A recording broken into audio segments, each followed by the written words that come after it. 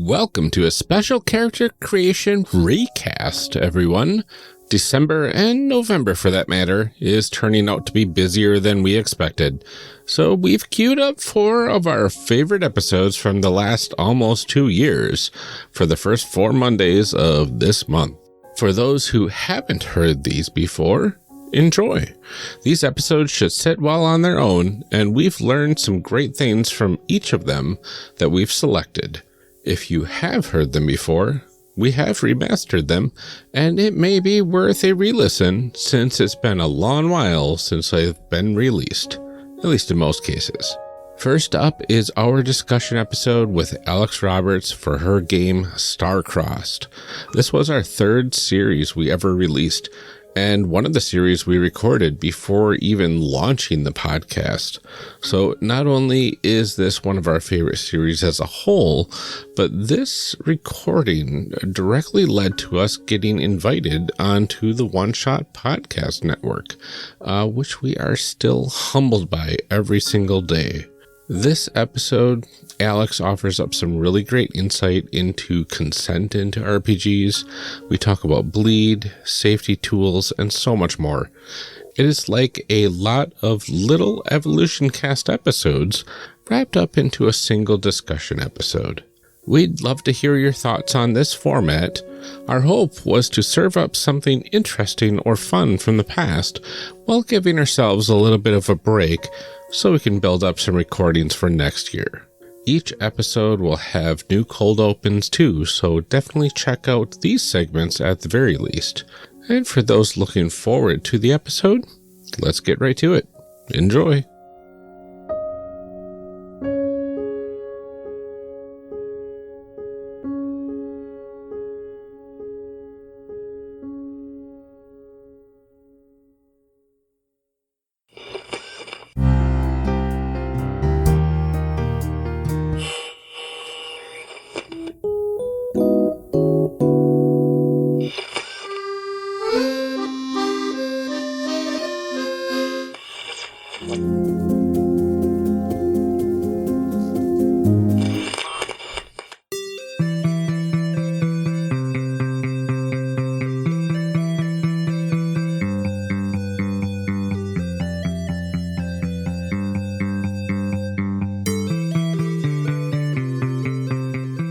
Welcome back to our discussion episode. I'm your host, Amelia.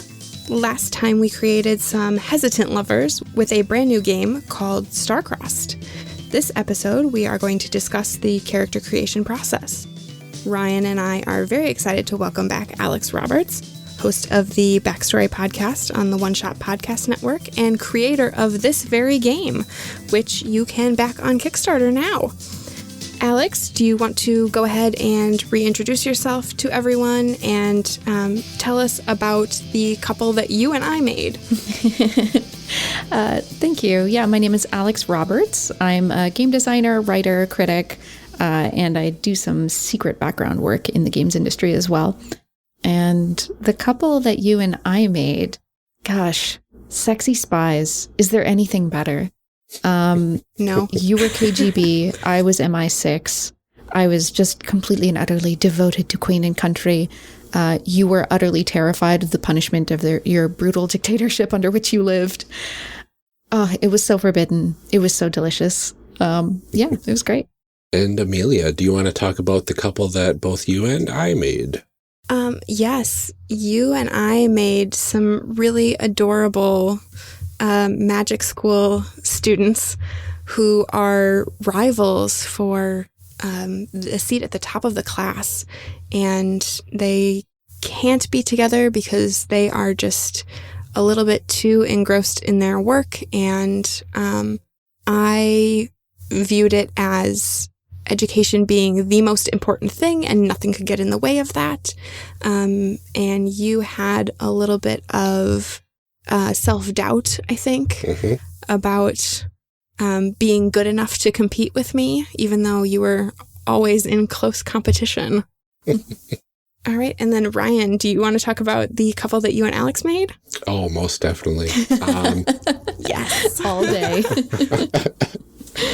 Alex and I made a magical girl duo. Sailor Xena was Alex's character, and Sailor Gabrielle was my character. And we played basically Sailor Scouts, I guess you could say. We're trying to defend the world from darkness. And Sailor Xena has like a miracle romance going on with an unknown prince.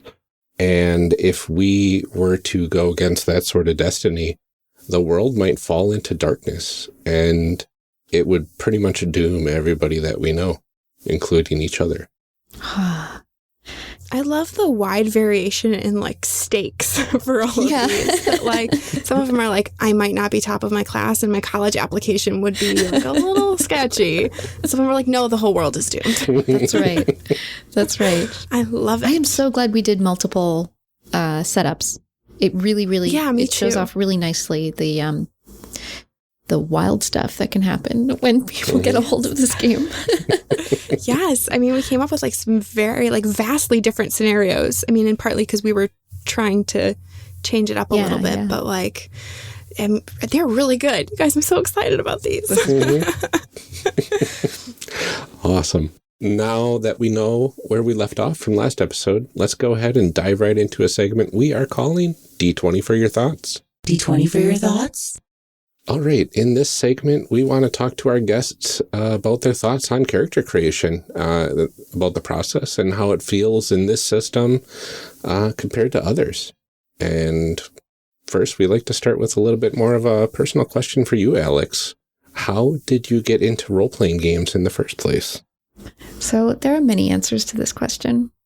I think if I go back like as far as I can, I feel like I've always been like LARPing. You know, I do a lot of LARPing, actually. We don't talk about much on this cast, but I feel... But I want to at some point. We will get into that at some point. I feel like I've always been doing like role-playing or something, and I think I was probably just a really bossy kid, but I feel like I was always the GM when we were playing pretend as kids. And I really feel like me and my friends absorbed the concept, like the cultural concept of D&D before we actually had like access to the system in any way. So we would just like sit in the treehouse and be like, yeah, we're playing D&D, which means that I say what's happening and other people pretend that they're a different person and they respond to what I'm saying. So yeah, I feel like I've always just been kind of like freeform role playing. But when I was in high school, I was really delighted to meet other people who like had the actual books and everything. So then I was like, oh, it's time to play real D&D. So I had some very sweet friends who, you know, we would hang out in the basement and play 3.5. Good stuff. Nice. And actually, ironically, for this show, I feel like we would always get super into character creation. We'd spend hours on that. And then by the time it came to like actually play the game, we would just be really tired and it would be 3 a.m. and there's not enough energy drinks in the world. And so we would like barely actually ever play. And then... Yeah, I mean, I feel like we are those kind of people. Like that's... Right? That's why we have this show, so that we don't have to like feel bad about not playing the games. There's an excuse. We just play the good part. Which is fine, because I'm sure I would have been personally disappointed. 3.5 is a very cool system, but I think I would have been personally disappointed by it.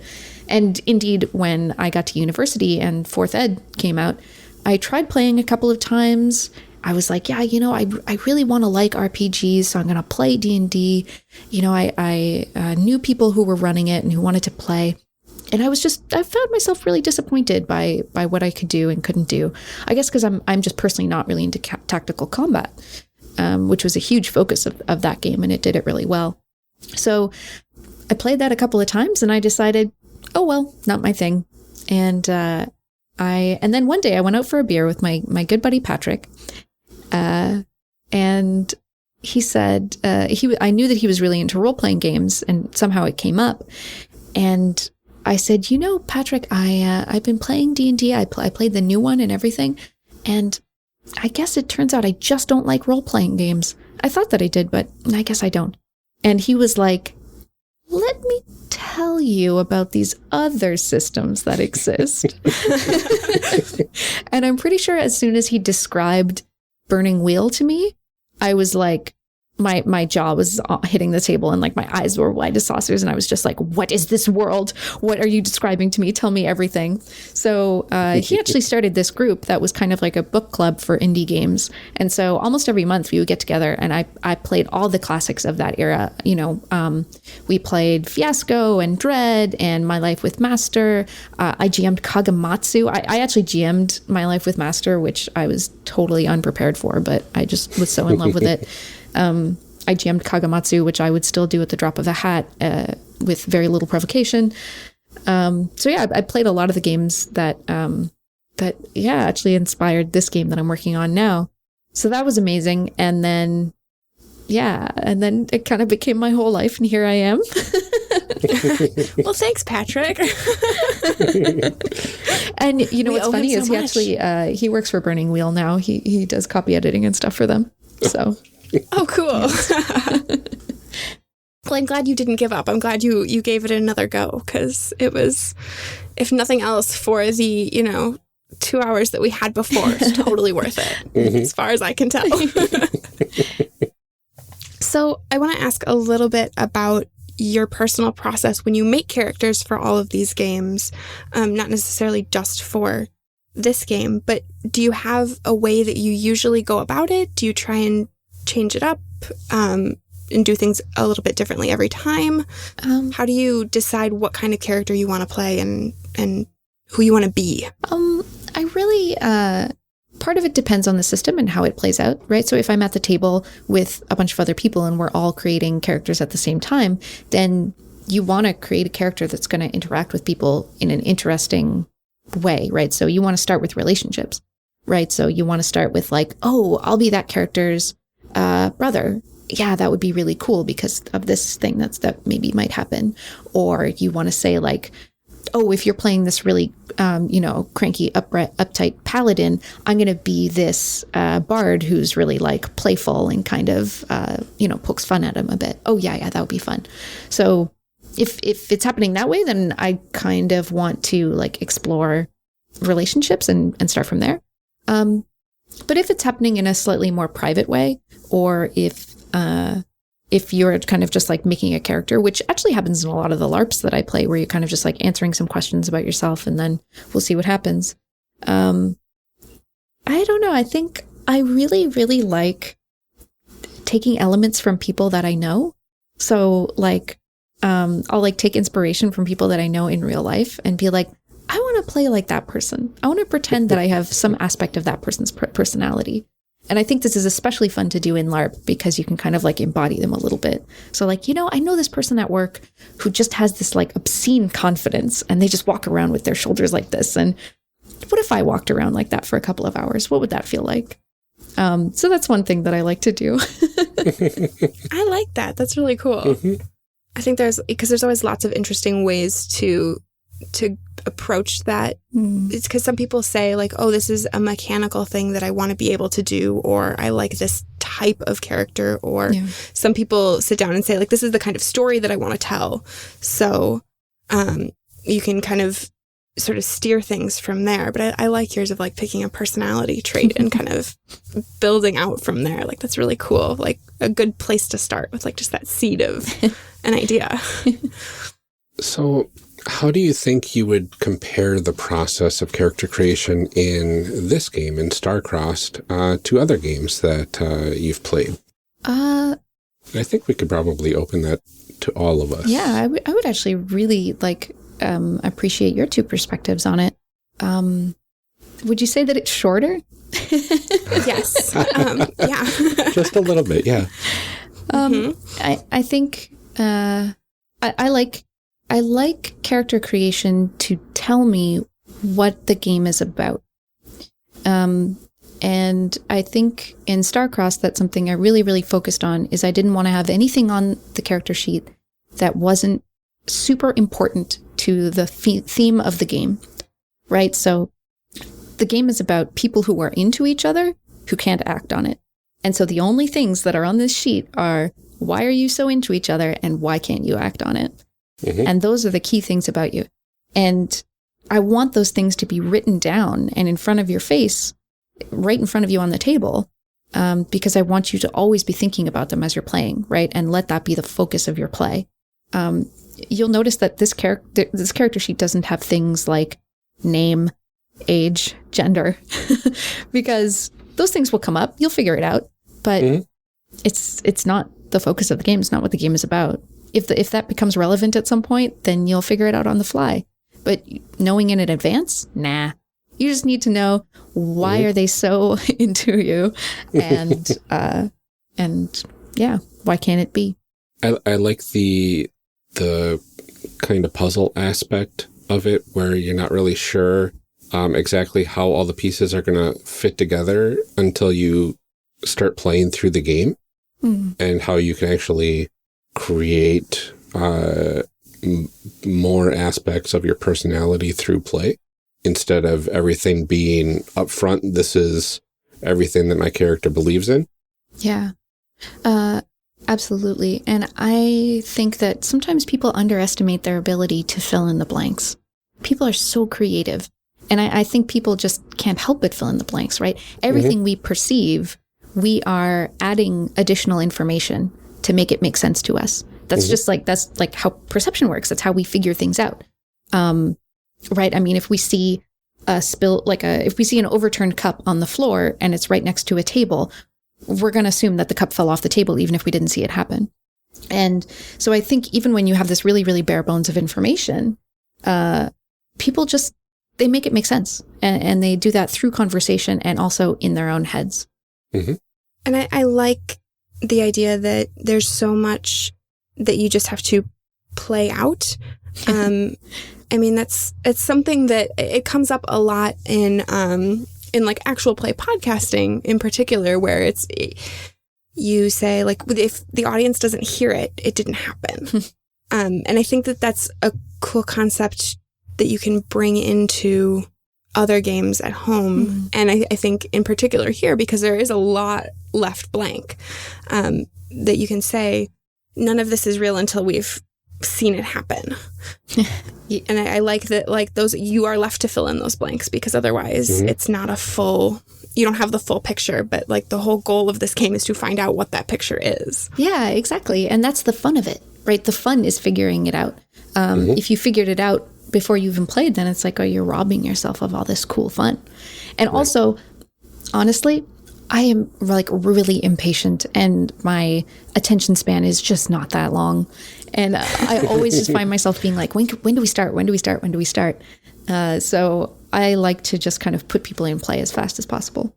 Yeah, and it's really interesting when you have kind of, from this very bare bones set of questions, an idea of who you're going to be playing as through this game. And you're going to have a more personal connection to the character, I think, through this sort of process, because you have to fill in a lot of blanks with both your own personality and a thought process of who is this character before you even start playing, if that makes sense. Yeah, exactly. Your mind is already going. You're already kind of like, your wheels are already spinning when you start going. Yeah, exactly. But at the same time, I think because of all of the stuff that's left open, you're forced to sort of live in the moment. Yes. Which I think you can... There are a lot of games where, because so much stuff is mechanical or so much stuff is written out in front of you on your character sheet, that it kind of pulls you back out a little bit and you lose some of that immersion. And I think this is probably... you probably owe some of this to your background in doing a lot of LARP and stuff like that. But like the immersive nature of this is that like there's so much that's left open, so that while you're doing it, you have to be present, because you can't just like look back at your sheet and say, oh yeah, like what was that about? What did I say? It's, you have to be there for this. Right. Exactly. Thank you so much for identifying the LARP connection, because there is so much, like, of the kinds of LARPs that I do I think particularly in this character sheet, because I'm used to playing games where your character sheet is maybe like 2 cards, that say 2 different things, or like 2 sentences that you wrote down and you just put them in your pocket. I mean, some LARPs have incredibly elaborate character information and backgrounds, and you're cast in advance, and you read 20 pages of information. There's totally kinds of LARPs that are like that. But I think in the traditions that I'm familiar with, and a lot of the freeform or scenario LARP or whatever you want to call it style, you're often given a really small amount of information and you jump into it right away. And I like that. And I tried to bring that here and see if it would work in a tabletop environment. And I feel like it plays well off of the relationship-centered aspect of this, though, that like so much of like who you are in a relationship is informed by the person that you're with. Like even if you are, a confident person who you have your own strong personality, there are still things about yourself that are determined by the people around you. And so I think that leaving some of that open and having it be determined in play is really important, because you are affected by that in a relationship, right? Yeah, totally. I'm just also really excited about this game. It's so good. This is like the best discussion show ever, because you're just saying really nice things about my game, and I just get to be like, yeah, it does. Yeah, it is. I'm going to change that on our Google form and be like, hey, do you want to come on our show and listen to us say really nice things about you? Like, that's a good pitch. That's an easy sell, my friend. Yeah. Let us play your game, and then we will tell you how great you are. Okay, now I lost my spot because I was laughing too hard. That's okay. I think the next question is about specific things I want to make sure that I did with character creation. I feel like we've been talking about that. Yeah, I mean, we've talked about some of the specifics of things that you wanted to bring in, but like outside of the ones that we've talked about, have there been other things that you were like, no, this has to make it into the game, or like a thing that you sort of had to work around because you were so sure that like it needed to be there? I think making it as minimal as possible was actually something that was like a really important goal of mine, and to cut away things that weren't important. Like even to have that first question, the who am I, was kind of like a concession that I made to myself. Like, okay, players really seem to want something that they can put that is like their role, so that they can be like, wait, am I the alien parasite or am I the human host? I forget. So I can be like, okay, well, you can write it at the top. And yeah, so I think it really is about that, like only the important bits, only the most essential stuff. I don't know, I'm always fascinated by the sort of information that's on a character sheet and how that kind of tells you a little bit about like what you're supposed to do in the game, that you can get a good idea of what this game is about by looking at the character sheet. Yes. And I feel like because you've broken that down into these questions of like, why are we together? Why can't we act on this? And like, that is the whole game. And you've put it like right there on the... Yeah. And you know what? You've hit on something really important, which is not everybody wants to play a romance game. And I get that, because I don't really like playing games where there's like a lot of killing. Like if there's some killing, it's okay, but not if there's like a lot. And it's super important to me to be able to just look at a character sheet. And if I see like strength, weapons, like if I see this huge list that's just like things that you have that make it easier to kill people, I can be like, wow, cool. What an interesting game that I'm probably not going to have a lot of interest in. And that I probably won't enjoy. So I want someone to be able to look at this sheet and either be extremely jazzed or to say, yep, not for me, because it's going to have the words attractive on it. And it's going to have the word feelings on it. I mean, like for some people, that's just like a big magnet, that says, yes, let's play. This is my game. I want to play it. And for other people, it's a nice little, like kind of, not a big red warning sign, but like a nice little orange one, that just says like feelings, just a heads up. Yeah, I mean, everybody's into different things, and everybody, like, just like in relationships, like you've got your things that you're, that you are interested in, that you want, and that's totally fine. Not everything is for everyone, and that's okay. Yeah, exactly. But I like that it's you can see that pretty clearly. Like, here's what we're about. Here's what you're going to be doing. I want to ask, in that same vein, did you find yourself having to add more questions because you wanted it to be really minimal, or did you kind of put a bunch of stuff down and then kind of take away as you went along, as you saw what wasn't important? How did that process go? You know what? I'm actually kind of glad that it came up in the first couple that we made, that I had an older version of the character sheet in front of me that had two separate questions: what has brought us together and what is keeping us apart, before it gets into why is that important to me. Being able to synthesize that into a single question of why can't I act on my feelings was like, mwah, chef kiss. I was so happy when I was able to do that.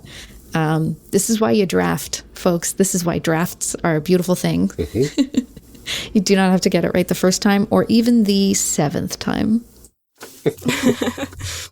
It kind of seems like we answered probably the next two questions, how the process of character creation sets a player's expectations for playing Star-Crossed, and how it adds to the immersion of playing the game. Well, yeah, I mean, I feel like you did a pretty good job of putting all of that together in a question. It's amazing. I feel like the complex people that we came up with like 4 questions, 4 or 5 questions.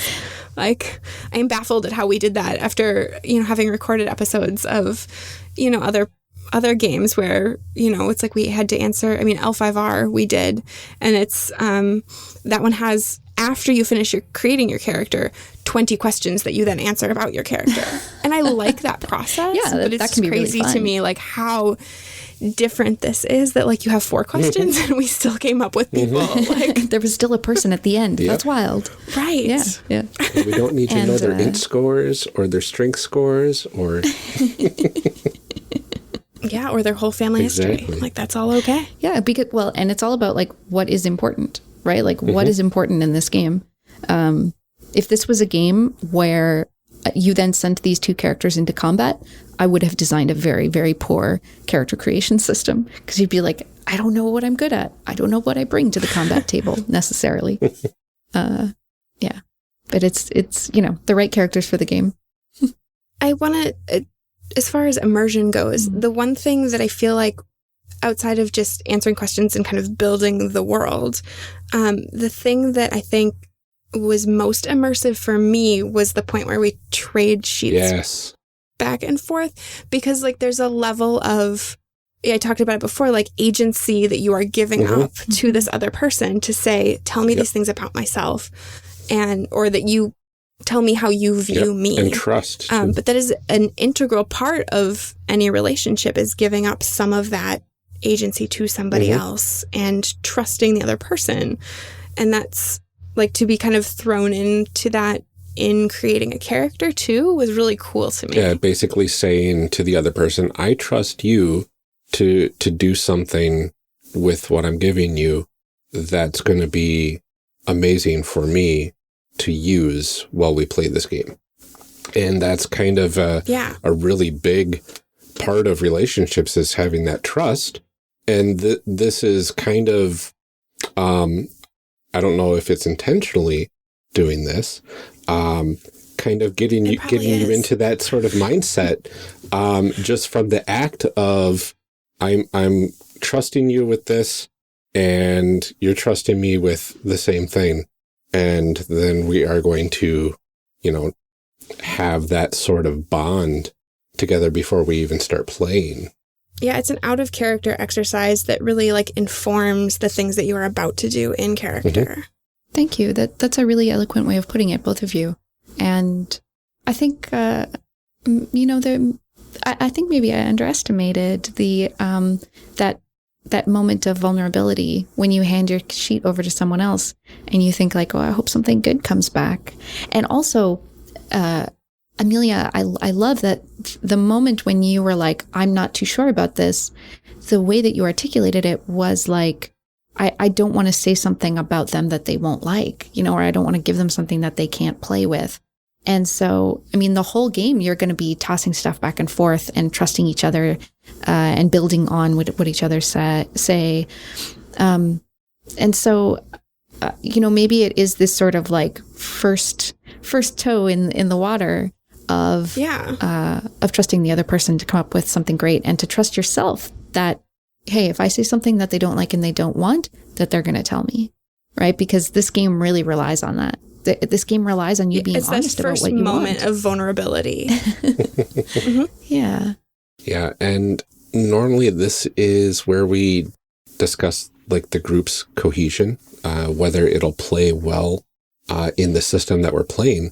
But this is a lot different of a game compared to most. So I want to ask, setting aside a person's nondescript branded block building tower set skills, how do we think that these different scenarios might actually play out in a broad sense? We get to spend a few minutes thinking about our fan fiction. Yeah, pretty much. Oh boy. Oh my gosh. It's really hard to know. It's really hard to tell. Mm-hmm. How do you think the wizard school scenario would play out? How do you hope? I know it's hard because like the whole premise of it is it doesn't happen, right? Yeah. Like, or no, is it like if the tower gets knocked over? So that's the thing. So like, if you topple the tower, you act on each other's, you act on your feelings. And it's who topples the tower is who acts, right? Yeah, whoever touched it last. Yeah. They act on their feelings. So they do something that makes their feelings known. So that could be verbal, right? They suddenly just kind of blurt it out. Or it could be just anything that makes it obvious. And sometimes very subtle, right? It's very specific to the context. I want to say for the wizard scenario, and let me know if this is good for you, Amelia. At some point, we get in an absolutely heated argument, like really top voice yelling at each other, and then it just gets blurted out by the person that knocked the tower over. Oh my gosh, that's so good. That'd be such a good scene. I love that so much. That'd be such a good scene. Of like, we're having this whole fight of like, everything is terrible and I can't believe you did this and why would you, like, and then it's just like, because I really like you. Exactly. I did it because I wanted to spend more time with you, okay? Oh my God, it's so good. I heart those two so much. This is like they're sweet. This is such cheesy, like pulpy stuff that you came up with for those two. And I'm so down for it. Like, I'm just so here for those two. Oh my gosh, really, those like, crazy kids. Please, everyone, send us your fan fiction of our sweet competitive wizard children. We will also accept so character good. sketches. Yes. My DMs are open. Or an 800-page novel about it. If you feel so inspired. So how do you think your magical girl thing? Does somebody knock over the tower, or are they like strong enough to? I mean, I have only had one game in like 2 years of playtesting.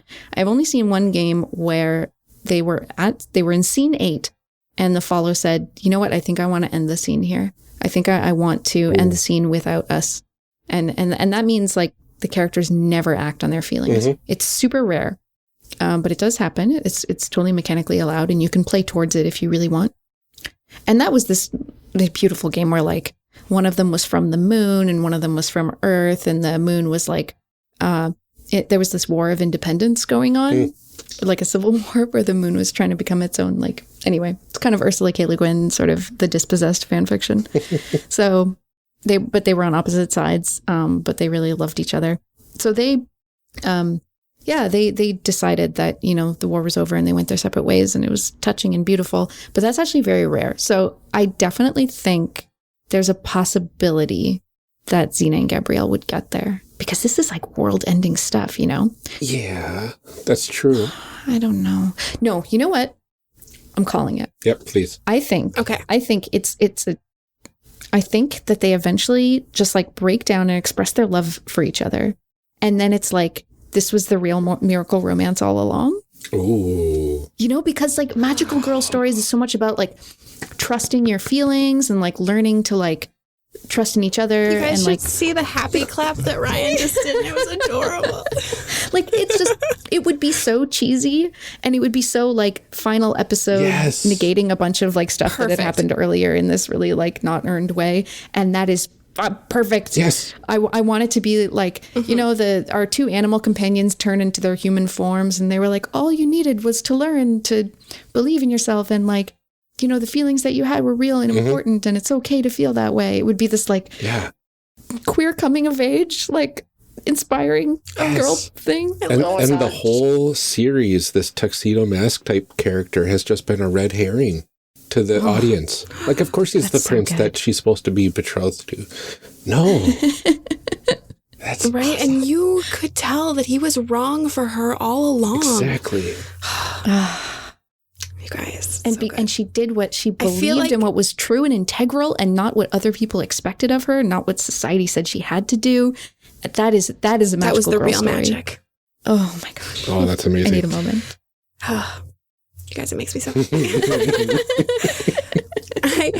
I feel like if anybody made it to the end without acting on it, it would probably be our spies, though. Because I feel like that would be nice. They've got the training. Yeah. The wherewithal and the like. They put their feelings aside all the time. Oh, totally. And they're just like cool about it, you know.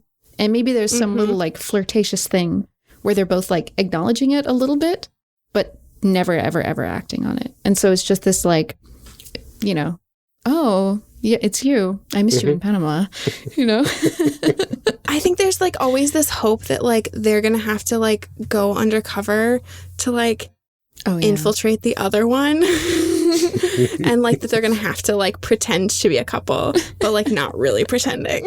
Yeah. Or like they get trapped in some situation, definitely, and they have to work together. And like, God, pretend married is like, that's a stupid trope, and I really like it a lot. It's so good. It's very good. I'm for it. Yeah. And that would be great, because then they could just be like constantly sniping at each other, but then they still have to like pretend to be nice to each other when they're around other people, and you know, rent one hotel room and everything. You know. Yes. Oh my gosh, this is so But yeah, the idea of that being the pair that never acts on it is like really good. And I noticed in our character creation, we had the most like, you know, really kind of cool, sultry, enticing buildup that then was like really sad at the end. So I think that the idea of the actual play, like reflecting that, is really cool. Yeah. Oh gosh, it was so good. Okay, so one of our big questions is always, how does this game handle character development? Not necessarily advancement, but like as you're playing, how does your character grow as a person? Is that something that like you thought a lot about, or just because it's like a very kind of a short window of time that you felt like this was sort of an encapsulation of who they are at this particular time? How do you feel about that? I think it again has to do with making sure that there are a lot of unanswered questions at the start. When there are questions, people want to answer them. And when you play, you kind of have to necessarily figure out what those answers are. And that's also part of why that's the questions about like, what are their attractive features are important. I mean, from the other person, right? What about them do they not realize is attractive is important, because like I said, part of playing out this character is deciding whether you're going to live up to that perception or not, right? Whether you're going to, and maybe you disappoint the other person by not living up to it, or maybe you sort of exceed their expectations, or you show this side of them that they didn't see. Like, one of the moves is reveal something personal, and you can play to what's on your sheet, or you can play kind of against it in an interesting way. Right? So like, oh yeah, no, I'm cool and confident, but there's this one thing that I'm like super insecure about, and that is kind of interesting. Or, you know, I play really stuffy and uptight, but there's this one thing that, you know, I can't resist dancing. So whenever there's music that's good to dance to, I can't resist it. So it gives you a lot to play with and against.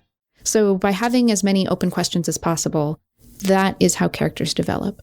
Right, is by spending enough time together with another person, revealing things about themselves constantly and putting themselves in these vulnerable positions over and over again. You inevitably see something about them, and I think that that's character development. Whether they're changing or whether we, as the sort of audience/director/actor, that is being a player, just see different sides of them. Yeah, I think that's the version of character development in Starcrossed. Yeah, you definitely know a lot more about them at the end, even if they aren't necessarily changed as a person overall. Although I feel like you would be at least slightly changed based on, whether you do or don't act on things. Yeah.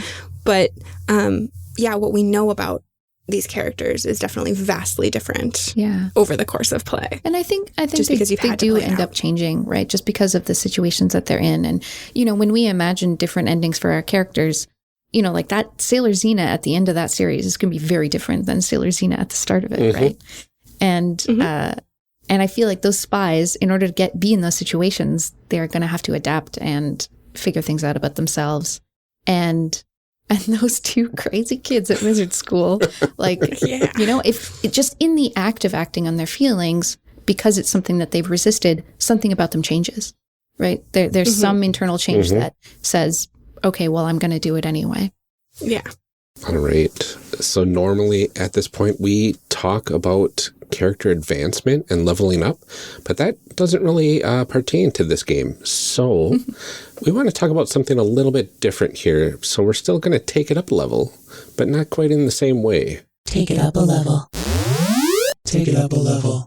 So, Alex, characters don't necessarily level up in this game like they do in more of our traditional campaign style games, because you have 8 distinct scenes and you have your jumbling block tower. There's a definite end to the game in mind always. I feel like it would be really cool to talk about growth in a different way, though, because the growth that happens isn't always mechanical, right? We grow as players. There's narrative development. There's even increases in intensity of things. So want to start with intensity and talk about the intensity of the game. In particular, the concept of bleed, which is not something that I think we get to talk about in role-playing games a lot, but I feel like is really, really important when we play the more like dramatic style games. So can you talk a little bit about that? Yeah. So I think, so for those not familiar with the concept of bleed, that is a term that we use sometimes when we talk about role-playing, which is when either feelings that we as a person have bleed into the character, and, we have this anger maybe, and so we just end up with this really angry character and they're expressing all this anger. And this happens often not intentionally. And sometimes we experience bleed the other way, which is things are happening to our character, not to us, right? It's all happening fictionally, but we feel the reaction that our character is having to the situation. So they just did this amazing, cool thing and achieved this amazing goal that they've been working towards for 10 sessions. And of course, our character would feel amazing about having achieved that, but man, we feel amazing too. So that's how bleed works, either in or out. And it's a term that was coined by Emily Careboss, but it's such a part of the lexicon now. And it was expanded upon greatly by Dr. Sarah Lynn Bowman and by pretty much every role-playing scholar. I mean, you can't talk about role-playing without talking about bleed. So this is a game that is designed to make it happen. This is a game that is designed to induce bleed, which is why I thought I'd not only be considerate with something like the X card, but I don't think just including an X card would be enough. I think it would be unethical for me to design a game that is designed to get your feelings out and onto your character and to get the character's feelings out and into you, without writing the whole game as an act of care. So it was super, super important to me every time I drafted a new version of the rules to make sure that what I'm telling people is to care about themselves and each other, and to check in and be like, hey, are these fun feelings that I'm feeling that I'm super into, or are these like bad feelings I don't want to be feeling? Because this game can make you uncomfortable, but like discomfort can be fun. like, you know, kind of a little like squirming in your seat. I mean, there's a reason why people go to see horror movies, or they go to see, you know, real like nail biting thrillers or whatever. That's some discomfort, but it's a discomfort that you want to feel. Right. You've chosen to opt in. Yeah, exactly. And it can be an exciting, you know, not knowing what's going to happen, kind of fun discomfort. But in this game, what is important to me is that you are feeling feelings you are excited to feel. So I don't know how to end that sentence. Like, that's just like, it's end of sentence. Like, so feel like, be what you are, do what you are jazzed to be doing. I'm looking for that enthusiastic consent. And there's a number of instructions in the rules that tell you to check in with each other and make sure that everyone's enthusiastically into what's going on. And it's kind of funny that, you know, this is a game about romance, and I feel a really strong need to include rules like that and text like that. When really, I think playing any game, you can experience bleed. And even in the most like lighthearted, you know, sort of whatever game, I'm not going to feel any feelings about this. You never know what can come up, right? I mean, we're all role playing and we're all coming up with stuff together. You have no idea, right? You get scared by the silliest things, or you get upset by the smallest things, or things that other people would consider small. You're like, no, that's a big deal because of stuff that happened in my life, actually. So yeah, I think when you play with other people, you should care about them, and I think you have a responsibility to take care of yourself first too. So how long before we see the first star-crossed actual romances stemming from playing this game? So, yes. Funny thing about that, that's already happened. Oh. Nice. I mean, I don't want to take too much responsibility. You should, though. I can't say that I caused it by having people play this game. I just know that whether or not there's a causation, there has been some correlation with people playing this game and then later being very close with each other. I'll just leave it like that. But that doesn't always happen. Sometimes people just end with a handshake, and that's cool too. I mean, so that's some very real bullshit right there. I met my wife at a convention playing Starcross. Oh my gosh, that's the dream. When someone sends me their wedding photos, oh my gosh, I'm gonna cry. So I mean, how do you kind of deal with that? I mean, because bleed can be totally positive emotions, and that's really great. Like, you get to walk away with like these really good feelings of like, you know, like, look, we made love happen. But sometimes it's not. Like, sometimes you, like, stories are really sad, or you know, you walk away feeling like things are unresolved. Right. How do you kind of manage that? Like, sitting down at the, you know, like at the end, everything's over. Like, what do you do to say like, okay, now I have to go home? Well, so I'll give you a little design secret, wink, wink. Part of the way that I stop that from happening is via the scene structure. So rather than having one open-ended thing that lasts 2 hours, roughly, I have 8 scenes, meaning that you have an alibi, you have a sort of mechanical reason to stop and pause and be like, how is this going? And there are no instructions in the rules that say between scenes, have a discussion that looks exactly like this.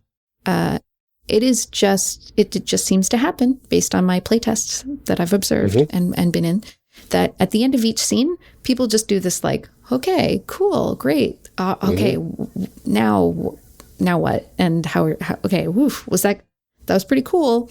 And there's some expressions back and forth about how each other are feeling about it.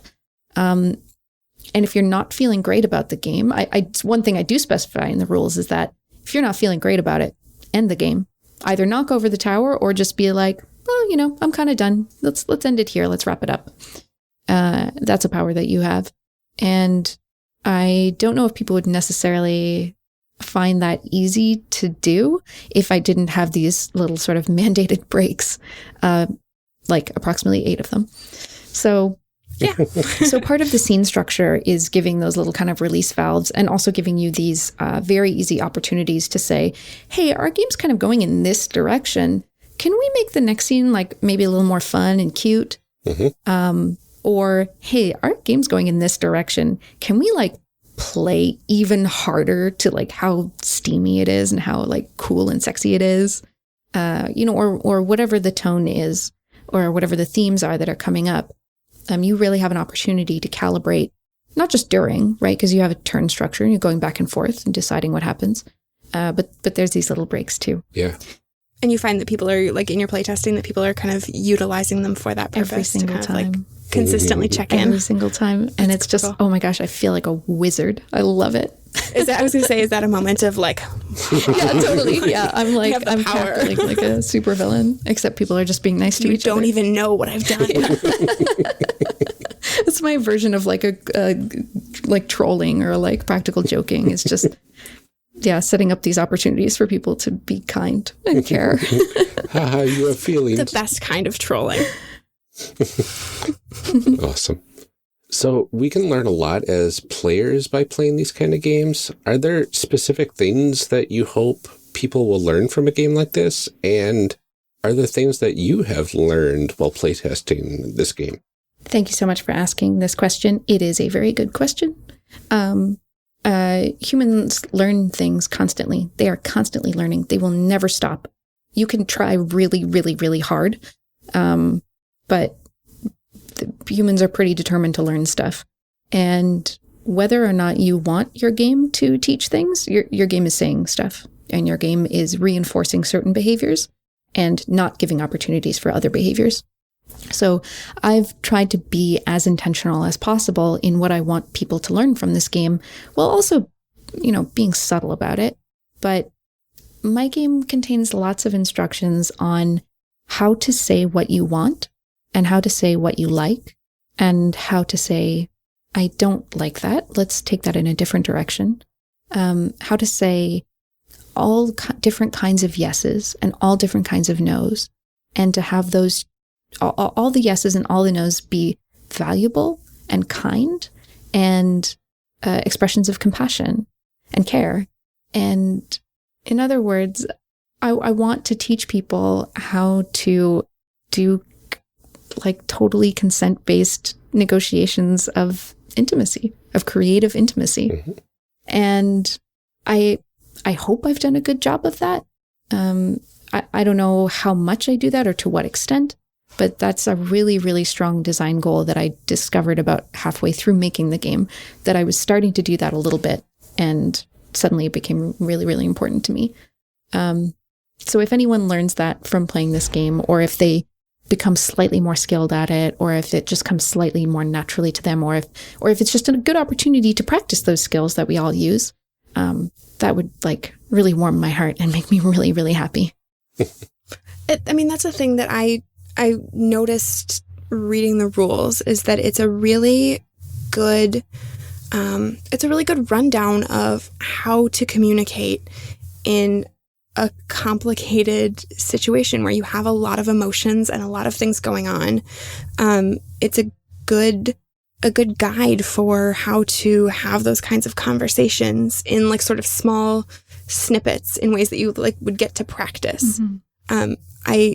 This is probably like not really for the podcast, but like I think a lot about how to have those discussions about consent, because I have kids and like there's still very little. So like we're not at the point where we need to have those discussions, but I think about it when I tell my daughter things like, please stop touching my face all the time. Mm-hmm. She has this thing where she like has to do this. And it's like, you don't touch people, like just don't. So like I'm always like in the back of my mind mm-hmm. thinking about how to have those kinds of conversations and how to teach, like particularly in this case, little kids, but even like grown-ups need to learn too, how to have these kinds of difficult discussions that are sometimes uncomfortable. Yeah. And there is the chance that like the other person isn't necessarily going to like what you have to say, or you're not going to be on the same page. Yeah.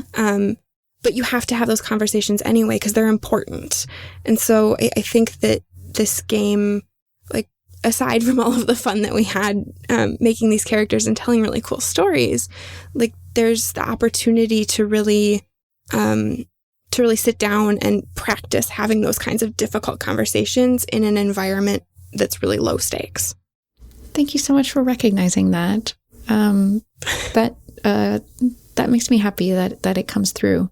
And I think, talking with kids is a great example of like, how do I talk about, hey, here's how you should interact with people when you're close with them, right? And how do I teach like asking up front, right? Like, hey, can I do this? And how to respond when someone says no, right? Like how to resist the urge to be like, oh, well, are you sure? Like how to take no graciously, to accept no as a gift, right? Like I think really strongly in this game, no is such an important thing to tell your partner, and it leads to a better game, right? If you go along with something that you're not really excited about, like if you say, oh, okay, yeah, no, I guess your character can be that. Yeah, well, that's not my preference, but go for it. Like that game's not going to be as good than if you had said, no, I'm just really not excited about that. Let's see if we can come up with something that's even cooler that we're both really into. Like you're going to have a better game if you say no when you want to say no. And if you say yes when you want to say yes. And if you have the courage to say, I am into this, right? If you have the courage to be like, I just want to be magical girls. Can we please be magical girls? Then whether or not your partner says yes to that, you're making the game better by being honest and putting yourself out there and saying, this is what I like. And I think learning to navigate having those conversations when there are really strong emotions attached to is really important, because I think you can have lots of discussions about like, it's okay to say no when you don't like something. And that's one thing to say like, no, thank you, I don't want to eat these peas that you gave me for dinner. But it's another thing to say, no, like you are my friend and I don't want to ruin that. Yeah. Like those are very different kinds of no. Yeah. And to sort of learn how to navigate it when you have those really strong feelings that are telling you something different from what you logically know that you need to do. Yes. And to say no when there's a lot of pressure to say yes, right? Like I think there is a lot of pressure to say yes in a co-creative game, because people sometimes get the impression that saying yes to everything is the way that you make a good game. When in fact saying yes is awesome, and saying no for no reason, or not realizing that you're saying no can not always be the right choice. But saying no when it seems like they're going to be really happy if I say yes, so maybe I should say yes. Like that is a skill that I want people to practice, and I want people to practice saying yes when it's something that they really like, and maybe when it's something they're really embarrassed about, because people like really kind of cheesy stories and stuff, and sometimes maybe they have a little hesitation to bring that out. And honestly, like, I think most people have some inhibition talking about what they like when it's a romantic and possibly sexual game, right? Like things can get really like intimate in this game. The stories and the scenes can be about people being very, very close to each other.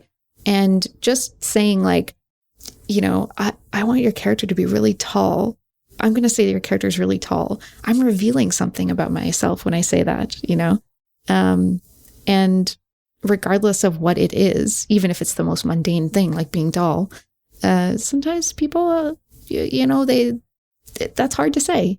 And if I can give people an opportunity to practice saying that, I like this, and to put that out there without the expectation that it is a demand or that your partner has to respond in a certain way to it, to just put it out there as a gift.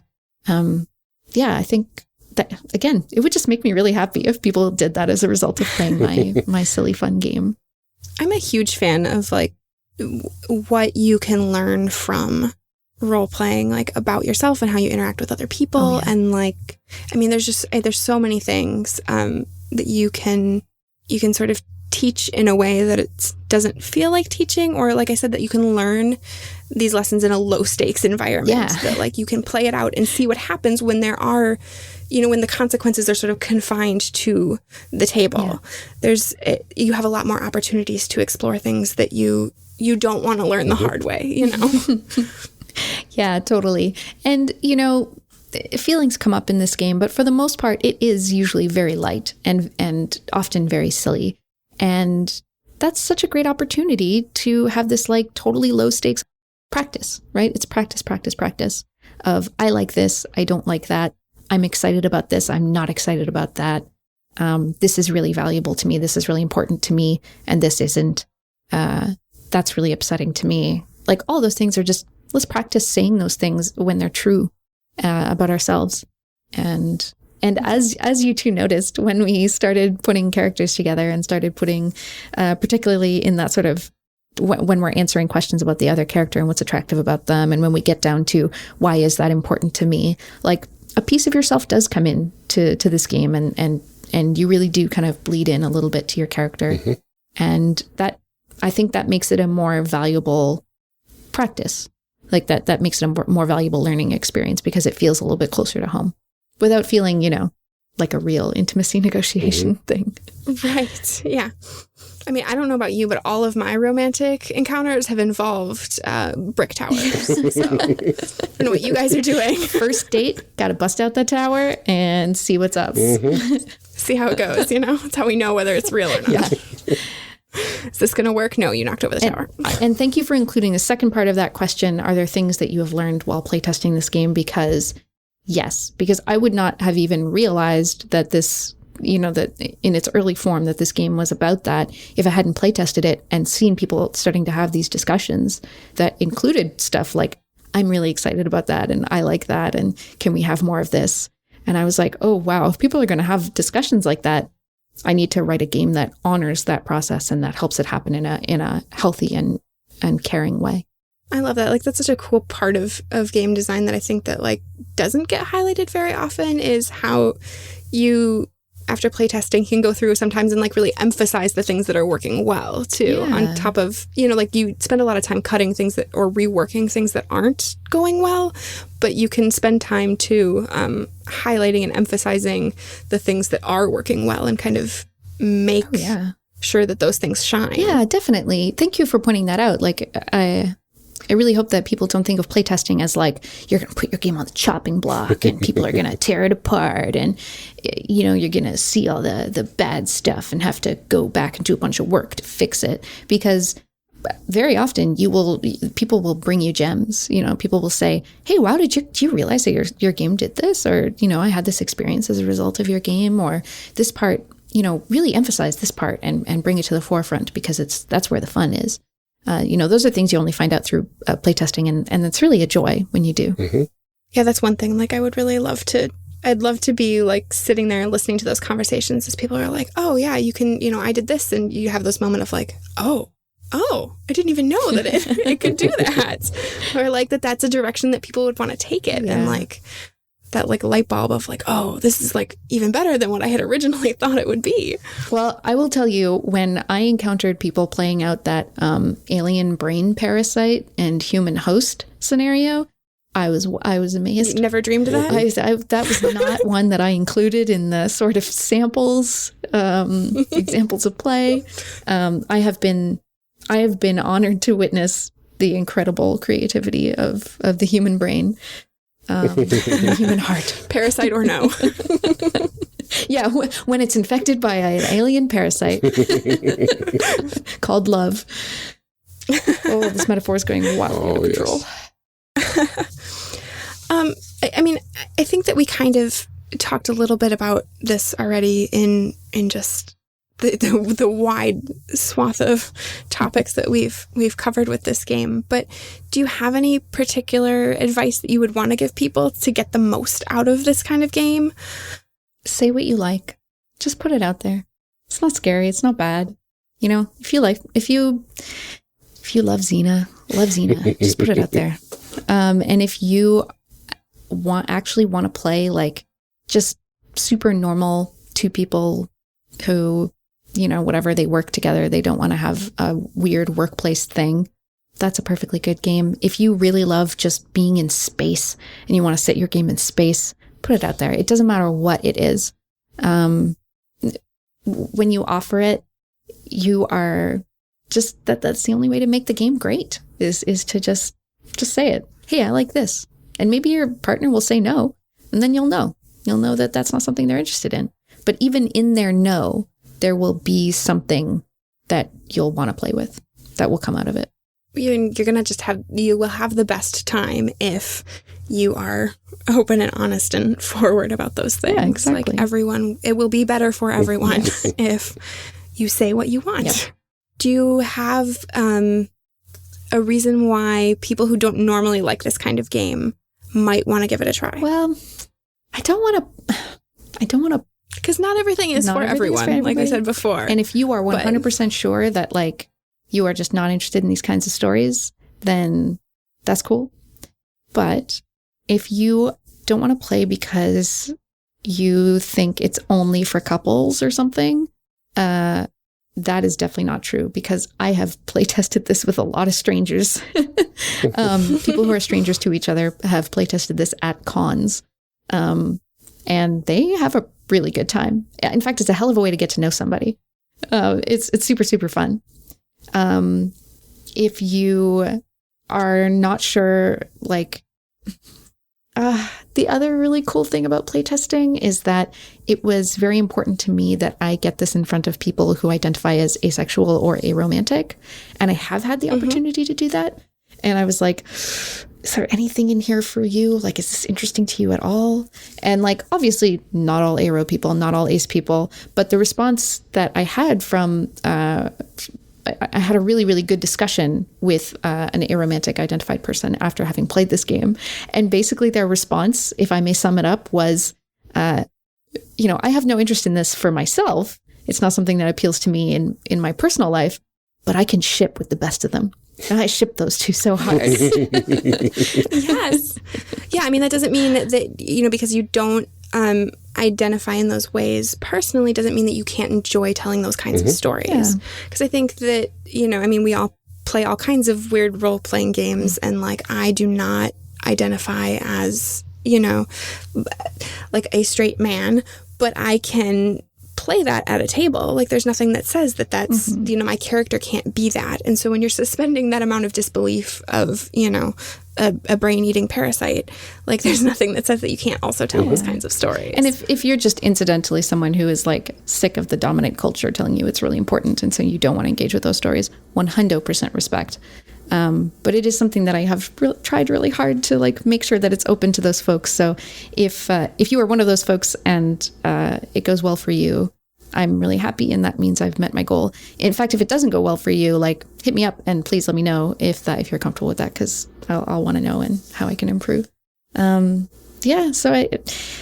honestly, if it seems like the kind of game that you would never play, that's cool, but like, my DMs are open if you want to like talk it through, and maybe it really is, because I believe in you.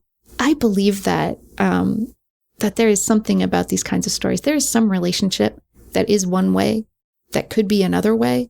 Like, as long as there's a story like that interests you, you can tell it with this game. I'll leave it there. I have to sound like my mom here and be like, how do you know you don't like it if you haven't tried it? It's the same as green beans, guys. Just give it a try. Maybe it's not so bad.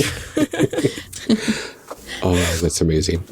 Well, Alex, thank you so much for sitting down with us to talk about Starcrossed. Can you remind everyone at home where they can find you and this wonderful game? Yeah, absolutely. Thank you so much for having me. You can go to helloalexroberts.com and find out about me. You can go to bullypulpitgames.com and find out more about Starcrossed. But if you're listening to this around the time it came out, you can probably still catch it on Kickstarter. So go to kickstarter.com and search for Starcrossed, and you'll find it there. And you can even back it if you feel like it. Toss a little support my way.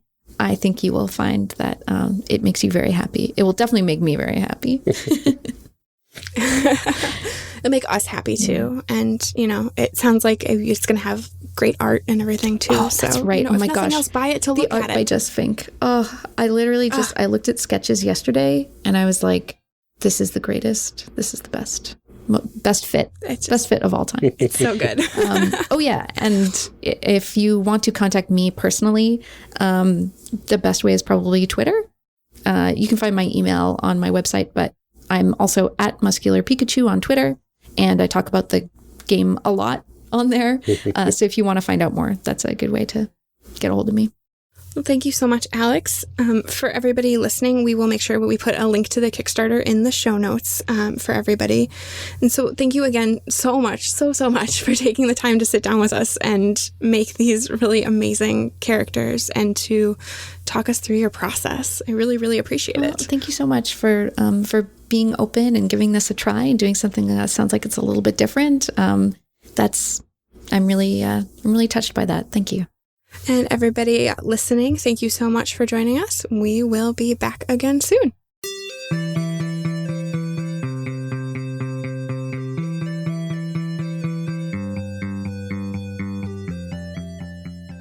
Character Creation Cast is a production of the One Shot Podcast Network and can be found online at www.charactercreationcast.com. Head to the website to get more information on our hosts, this show, and even our press kit.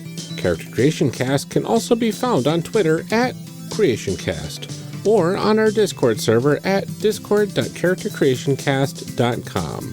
I'm one of your hosts, Ryan Bolter, and I can be found on Twitter at Lord Neptune or online at lordneptune.com. Our other host, Amelia and Ryan, can be found on Twitter at Ginger Reckoning. Music for this episode is used with a Creative Commons license or with permission from the podcast they originated from. Further information can be found within the show notes. Our main theme music is Hero Remix by Steve Combs and is used with a Creative Commons license. This podcast is owned by us under Creative Commons. This episode was edited by Ryan Bolter. Further information for the game systems used and today's guests can be found in the show notes. If you'd like to leave us a rating or review, we have links to various review platforms out there, including Apple Podcasts, in our show notes. Also, check the show notes for links to our other projects. Thanks for joining us, and remember, we find that the best part of any role-playing game is character creation. So go out there and create some amazing people. We will see you next time.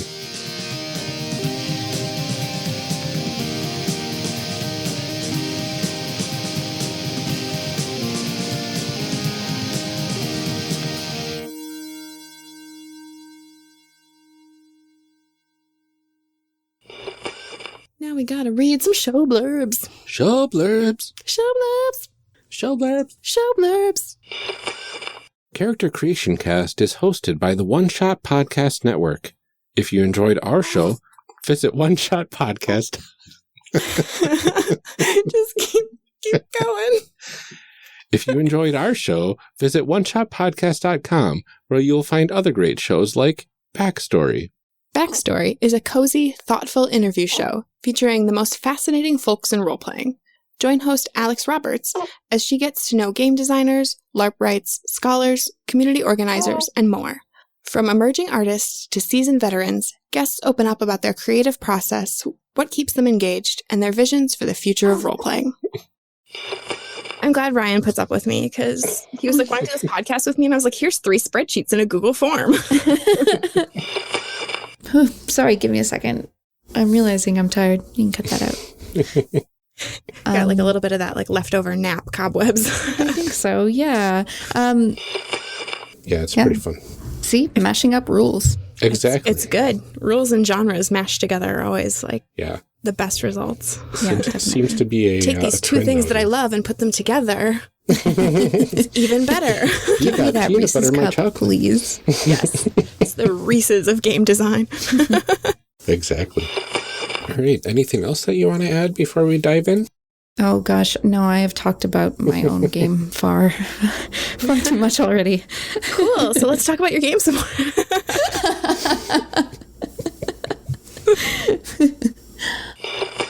So, why don't I guide Amelia, you and Ryan, you and Amelia. Yes. I feel like I'm officiating a wedding. I'm sorry. This is really intense.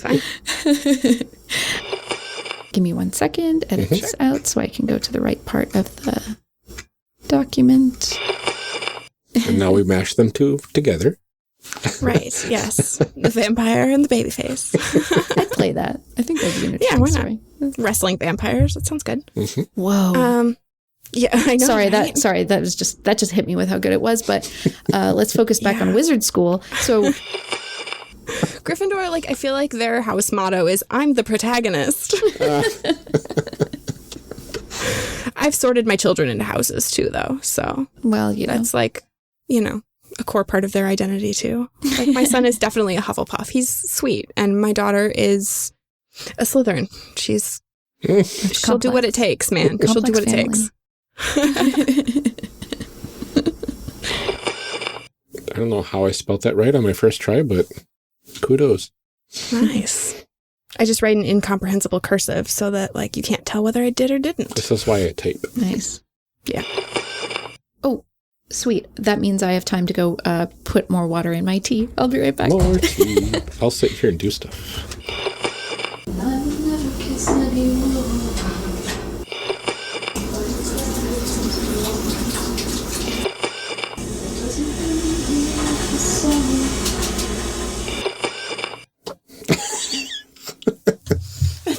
This stuff like hanging in my closet here. So I had to move my table. Ooh. Part of a pirate costume. Okay. Xena and Gabrielle, Magical Girls, I would watch that in a heartbeat. Oh my god, yes! Call us Netflix. Oh my god. I just keep picturing Lucy Lawless. Same, but every day. So Alex is having fun now. This is great. Oh my gosh, I love it. Okay. Ryan, do you have one more sheet? Done? Okay. I'm going to rename to do any work. There you go. All right. Now I get to spy. Facilitate. Oh, yes. Yes, that's what I meant. Facilitate. Right. For everybody that can't see, Alex is like wiggling her eyebrow. Sorry, the eyebrow doesn't really come through in the audio, but you know it. I'll fix it in post. It's like she has this very mischievous look on her face. Insert eyebrow wiggles here. Mm-hmm. Wonderful. Yes. All right. You can edit this out later, but I want to say that I really liked how you said that, like a radio host. It really gave me this kind of like NPR good stuff. Yes, it was really good. Well, thank you. I feel like we keep saying that over and over in this episode of like, this isn't how we normally do it. But like normally, like we've done this 100 times. I'm shaking it totally up. Breaking things. So it didn't apply, okay? That was like an extreme amount of fun is the thing.